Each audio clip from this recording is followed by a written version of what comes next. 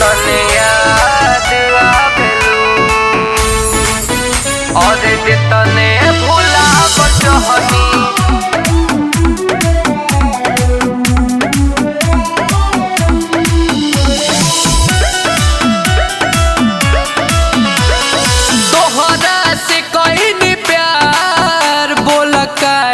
सतावेलू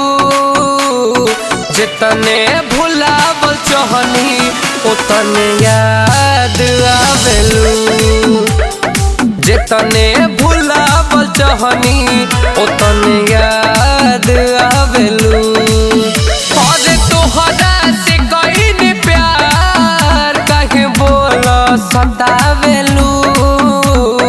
जितने भुलावल चाहनी उतने याद आवेलू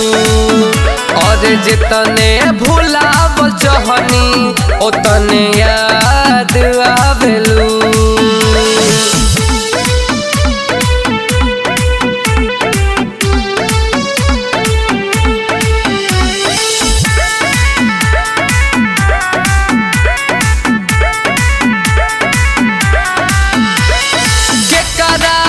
कहीं दिल के सुनो जान बतिया दिल रहिला बेचैन हो तोहरे ला धड़के छतिया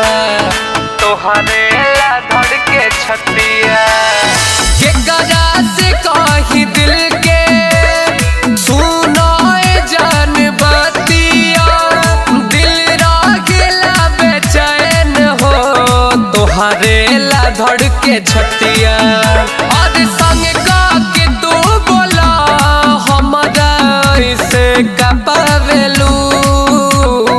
जितने भुलावल चाहनी उतने याद आवेलू और जितने भुलावल चाहनी उतने याद आवेलू।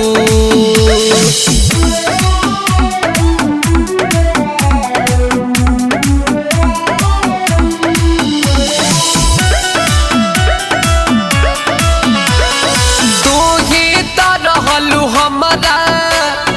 दिलवा के मीत हो एही से लागल जानू